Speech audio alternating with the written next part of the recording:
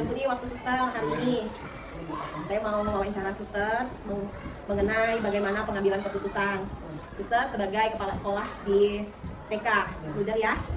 Nah, saya yakin pasti banyak hal nih, kasus-kasus yang berhubungan dengan siswa, yang berhubungan dengan guru, yang suster sudah hadapi di sekolah, bahkan suster sudah banyak mengambil satu keputusan-keputusan. Nah, selama ini bagaimana nih cara suster mengidentifikasi kasus-kasus tersebut? Apakah merupakan dilema etika atau masuk ke dalam rujukan moral? Bagaimana sis? Kalau dari pengalaman yang saya selama kepala sekolah ini kan ada beberapa itu ya, kali juga mengalami. Kalau saya melihatnya sepertinya di dilema etika kan, itu kan memang sih kalau menurut peraturan itu misalnya berhadapan dengan guru. Kalau menurut peraturan sih datang jam 7 ya, jam 7 atau sebelum jam 7, sebelum masuk jam 7 itu sudah datang. Tapi kita melihat bahwa yang namanya guru kan mereka kan punya kesibukan, apalagi yang punya anak kecil. Ya. Memang sih dilema juga untuk itu. Cuman melihat itu kasihan juga tergantung anak kecil dan kita itu tidak saya seperti itu kan Allah bersama dan dia mengatakan di bagaimana suster saya ini ada anak kecil. Secara itu ya dipahami, tapi tetap menjalankan tugas seperti biasa. Jadi di sini suster pelajari dulu ya suster dengan cara mengajak dia bicara, komunikasi apa yang menjadi hambatan atau kasus itu kenapa bisa terjadi ya sis ya. Tadi di sini suster pelajari dulu, melihat bukti-bukti yang ada, kemudian diajak bicara. Oke. Jadi selama ini bagaimana cara suster mengambil keputusan di sekolah? Bagaimana caranya? Kalau saya sih mengambil keputusan misalnya kan kita duduk bersama, misalnya tergantung masalahnya masalah apa, kalau masalah sekolah untuk diputuskan bersama kita duduk bersama lalu kita diskusikan lihat mana yang terbaik. Kalau itu memang sama-sama kita memutuskan itu lalu kita jalankan itu.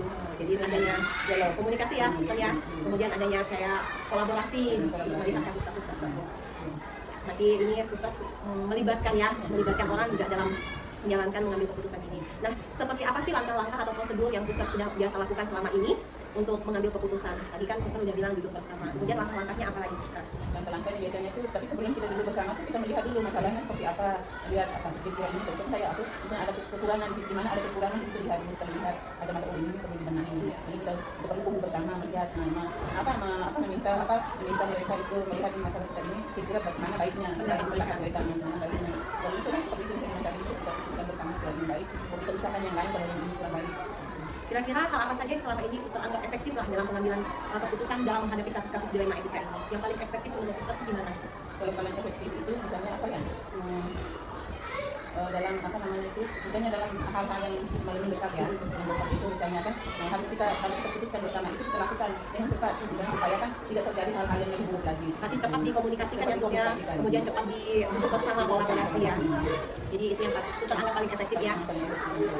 Kemudian hal-hal apa saja yang selama ini menjadi tantangan suster dalam mengambil keputusan berhubungan pada kasus-kasus dilema etika itu? Pasti punya tantangan ya suster ya. Kira-kira tantangannya apa nih suster selama ini? Tantangannya tuh misalnya kan kadang-kadang ya memang kita kan setiap pribadi kan beda ya, beda pendapat ya. Ada yang pendapatnya memang sebelum ambil keputusan pasti ada perbedaan itu karena kita yang menyimpulkan mana lah yang terbanyak, cara terbanyak itu yang diambil keputusannya. Karakter seorang, kemudian misalnya kalau ini diulangi lagi ya sis ya, kadang-kadang itu menjadi satu tantangan suster yang pengambilan keputusan lagi gitu ya sis ya. Misalnya ada sih kadang mungkin ada pribadi-pribadi yang kadang-kadang tuh saat tertentu kan temperamen sekali ya, kadang tidak menerima sama sekali, tapi kita tunggu ya mungkin 2-3 hari nanti ya akan lebih tenang memutuskan.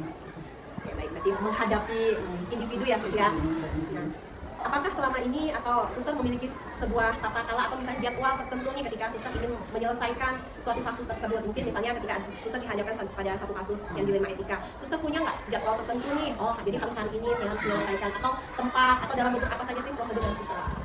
Prosedur yang saya lakukan itu misalnya saya melihat itu misalnya dalam rangka setiap bulan saya melihat misalnya tuh pasti selalu ada setiap bulan itu paling tidak dia 2 atau 3 kali itu ada, karena kan kita tidak bisa membiarkan masalah terlalu lama. Dengan membahas bersama itu kan kita tahu mana kekurangannya lalu kita perbaiki yang kurang itu. Punya jadwalnya nggak sus atau mengalir saja? Kalau saya sih mengalir saja. Setiap bulan pasti ada. Ada ya, kita melihat situasi lah sus ya. Tapi tidak ada jadwal yang khusus begitu ya.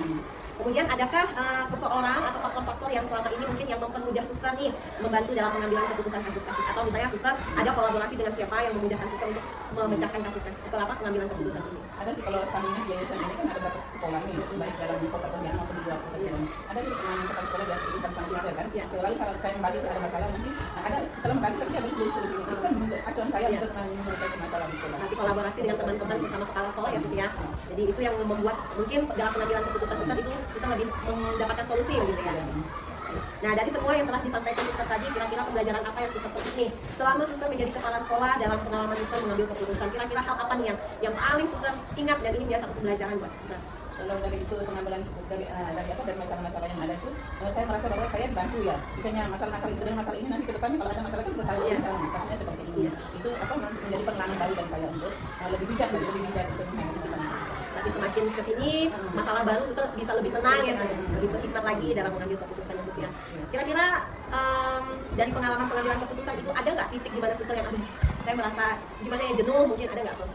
Kalau menurut saya sih, mungkin kalau jenuh dengan tidak tuh rasanya tidak kecuali mungkin tergantung kondisi. Jadi kita kan biasanya situasional sekali dalam kondisi kurang berkompromi, jadi kita tuh kadang-kadang terbawa emosi seperti itu. Tapi kalau dalam hal itu sih rasanya senang juga menghadapi itu. Kalau ada jalan keluarnya pasti senang juga, bisa enak menjalani bersama. Berarti di sini yang saya ambil kesimpulan, nah, suster belajar untuk mengatur emosi juga ya, sus ya. Ketika sudah kita baik mengatur emosi, maka keputusan yang kita ambil juga itu pasti akan baik. Baik, terima kasih ya suster untuk waktunya hari ini. Saya mohon maaf kalau mengganggu waktu suster. Terima kasih untuk pengalaman-pengalaman yang sangat luar biasa menurut saya. Semoga suster dalam menjalani tugasnya selalu sehat dan bahagia. Terima kasih ya suster. Terima kasih juga.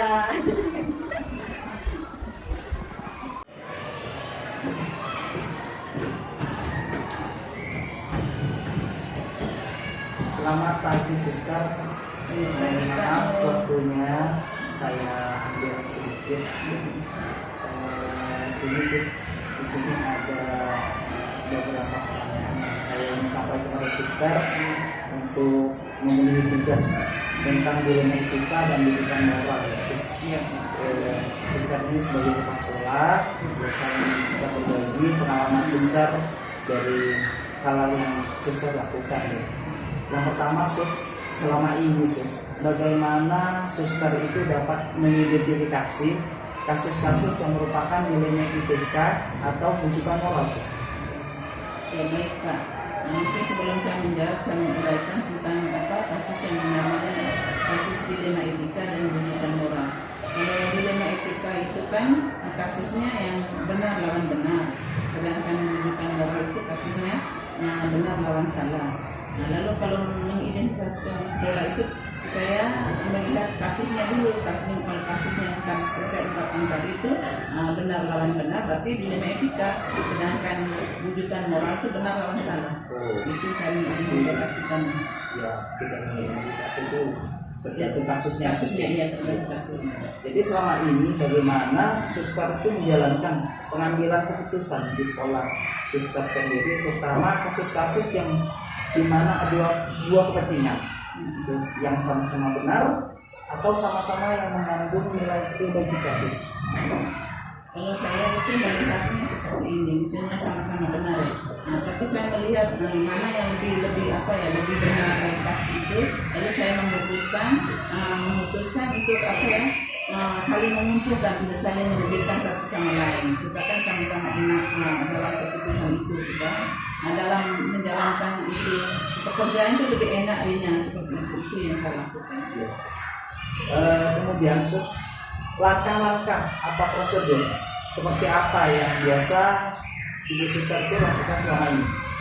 Langkah-langkahnya dia tergantung kasus, misalnya kalau kasusnya urgen, itu saya cepat berkomunikasikan. Kita di sini kan adalah satu lembaga, ada nanti jawab, kita kumpulkan, kita bahas bersama. Kalau memang itu menyangkut bersama, nah itu langkah-langkahnya. Lalu kita melihat kasusnya itu seperti apa, melibatkan siapa, lalu kita berbicara bersama, mengambil keputusan sebaiknya ini kita lakukan seperti apa.